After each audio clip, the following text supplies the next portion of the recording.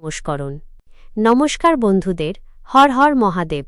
আমাদের ইউটিউব চ্যানেলে আপনাদের সবাইকে স্বাগতম। আজ আমরা মেষ রাশির জাতক জাতিকাদের জীবনের সেই সব গোপন তথ্য ফাঁস করতে চলেছি যা আজ পর্যন্ত কেউ আপনাদের বলেনি। AEVDOT খুব গভীর হতে চলেছে, তাই শেষ পর্যন্ত সাথে থাকুন। আজ আমরা কথা বলবো আপনাদের স্বভাব, আপনাদের শক্তি এবং আপনাদের জীবনের সেই সব রহস্য নিয়ে যা স্বয়ং বিধাতা আপনাদের ভাগ্যে লিখে রেখেছেন। মেষ রাশি হল ব্রহ্মাণ্ডের প্রথম শক্তি। যখন সৃষ্টি শুরু হয়েছিল তখন যে প্রথম অগ্নি প্রজ্বলিত হয়েছিল সেটিই হল মেষ। আপনাদের অধিপতি গ্রহ হল মঙ্গল, যাকে গ্রহদের সেনাপতি বলা হয়। এর অর্থ হল আপনারা এই পৃথিবীতে কেবল সাধারণ জীবন কাটানোর জন্য আসেননি, বরং রাজত্ব করতে এবং নেতৃত্ব দিতে এসেছেন। আপনাদের ভেতরের শক্তি সাধারণ নয়, এটি সেই আগুন যা পাহাড় চিরে পথ তৈরি করতে পারে। কিন্তু আপনারা কি কখনো ভেবে দেখেছেন যে এত শক্তি থাকা সত্ত্বেও আপনারা মাঝে মধ্যে একাকিত্ব অনুভব কেন করেন? এর কারণ হল আপনাদের ভাবনা এবং আপনাদের কাজের গতি অন্যদের তুলনায় অনেক এগিয়ে। আপনাদের স্বভাবে এক অদ্ভুত বৈপরীত্য রয়েছে। একদিকে আপনারা পাথরের মতো শক্ত, যা যে কোনো বিপদ সহ্য করতে পারে, আর অন্যদিকে আপনাদের মন একটি ছোট শিশুর মতো কোমল। মেষ রাশির জাতকদের সবথেকে বড় বৈশিষ্ট্য হল তাদের স্পষ্টবাদিতা। আপনারা রাজনীতি বা কূটনীতি করতে জানেন না। আপনাদের মনে যা থাকে মুখেও ঠিক তাই থাকে। এই কারণেই অনেক মানুষ আপনাদের হিংসে করে এবং আপনাদের গোপন শত্রু হয়ে দাঁড়ায়। আপনারা প্রতারণা সহ্য করতে পারেন না। যদি কেউ আপনাদের সাথে ছলনা করে তবে আপনারা তাকে আপনাদের জীবন থেকে চিরতরে মুছে ফেলেন। জ্ঞানের কথা হল এই যে মেষ রাশির জাতকদের ভগবান শিবের অংশ মনে করা হয়।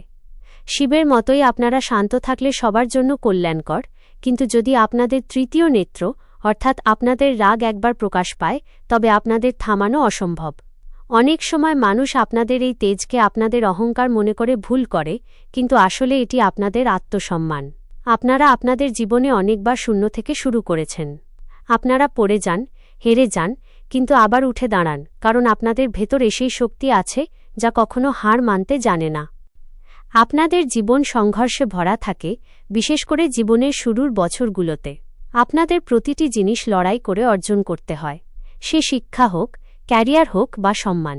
কিন্তু মহাদেবের শিক্ষা মনে রাখবেন, আসল যোদ্ধা সে নয় যে কখনো পড়ে যায় না, বরং সেই যে প্রতিবার পড়ে গিয়ে দ্বিগুণ শক্তি নিয়ে আবার উঠে দাঁড়ায়। মেষ রাশির জাতকদের নিজেদের একাগ্রতার ওপর মন দেওয়া উচিত। আপনাদের শক্তি প্রায় ছড়িয়ে ছিটিয়ে যায়, কারণ আপনারা একসাথে অনেকগুলো কাজ করতে চান। যদি আপনারা আপনাদের পুরো শক্তিকে লেজারের মতো একটি লক্ষ্যের ওপর স্থির করেন, তবে আপনারা এই পৃথিবীর সবথেকে সফল ব্যক্তি হতে পারেন। আপনাদের আর্থিক জীবনও চড়াই উতরাইতে ভরা থাকে। আপনারা টাকা উপার্জন করতে তো জানেন, কিন্তু তা সঞ্চয় করা আপনাদের জন্য কঠিন হয়। আপনারা স্বভাবগতভাবে দানবীর এবং প্রিয়জনদের জন্য সবকিছু উজাড় করে দিতে প্রস্তুত থাকেন। জীবনের মধ্যভাগে আপনাদের প্রচুর ধনসম্পদ এবং খ্যাতি পাওয়ার যোগ তৈরি হয়। শুধু আপনাদের নিজেদের বাণীর ওপর নিয়ন্ত্রণ রাখতে হবে। আমি কি এখন আপনার জন্য দ্বিতীয় ভাগ পার্ট 2 লেখা শুরু করব, যা আরও দ্বিতীয় ভাগ জ্ঞানের কথা। মেষ রাশির জাতক জাতিকাদের জন্য জীবনের সবথেকে বড় জ্ঞান হল এই যে আপনাদের আসল শক্তি আপনাদের শরীরের বলের মধ্যে নেই, বরং আপনাদের অটুট সংকল্পের মধ্যে লুকিয়ে আছে। শাস্ত্রের মতে যে ব্যক্তির নিজের মন এবং নিজের বাণীর ওপর নিয়ন্ত্রণ নেই, তার সমস্ত শক্তি বৃথা চলে যায়। আপনারা স্বভাবগতভাবে অত্যন্ত শক্তিমান এবং তেজস্বী, কিন্তু মাঝে মধ্যে আপনাদের এই শক্তি রাগের রূপ নিয়ে আপনাদের আপনজনদের মানসিক কষ্ট দিয়ে ফেলে। জীবনের আসল জ্ঞান এবং সারমর্ম এটাই যে প্রতিটি যুদ্ধ লড়াই করে জেতা যায় না। মাঝে মধ্যে নীরবতা এবং ধৈর্য বজায় রেখেও বড় বড় জয় হাসিল করা সম্ভব। আপনাদের জীবনের একটি তেতো সত্য হল এই যে আপনারা অন্যের সাহায্যের জন্য নিজেদের সবকিছু বিলিয়ে দেন, কিন্তু যখন আপনাদের সাহায্যের প্রয়োজন হয় তখন আপনারা নিজেদের একা দাঁড়িয়ে থাকতে দেখেন। এটিকে মহাদেবের একটি পরীক্ষা হিসেবে মনে করুন। তিনি আপনাদের এটিই শেখাতে চান যে আপনারা নিজেরাই এক সম্পূর্ণ শক্তি এবং আপনাদের বাইরের কোনো সাহারার প্রয়োজন নেই। নিজের ভেতরের সেই ঘুমিয়ে থাকা আত্মবিশ্বাসকে জাগিয়ে তুলুন।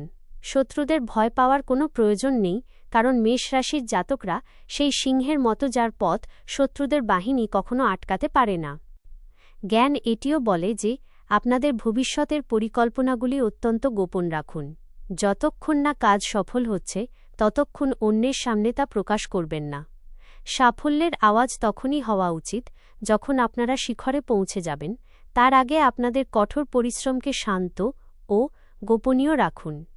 জীবনে সুখ এবং শান্তি পাওয়ার একটাই মন্ত্র, নিজের শক্তি অন্যের সমালোচনা বা মন্দ কাজে নষ্ট না করে নিজের উন্নতির কাজে লাগান। মহাদেবের ওপর অটুট বিশ্বাস রাখুন, কারণ যে তাঁর চরণে মাথা নত করে তাকে এই সংসারে আর কারো সামনে মাথা নত করতে হয় না। আপনাদের পরিশ্রম এবং আপনাদের অর্জিত পুণ্যই প্রতিটি সংকটে আপনাদের সবথেকে বড় ঢাল হয়ে দাঁড়াবে। ভিডিওটি ভালো লেগে থাকলে একটি সুন্দর কমেন্ট করুন, লাইক করুন এবং সাবস্ক্রাইব করুন। ধন্যবাদ। পরের ভিডিওতে আবার দেখা হবে।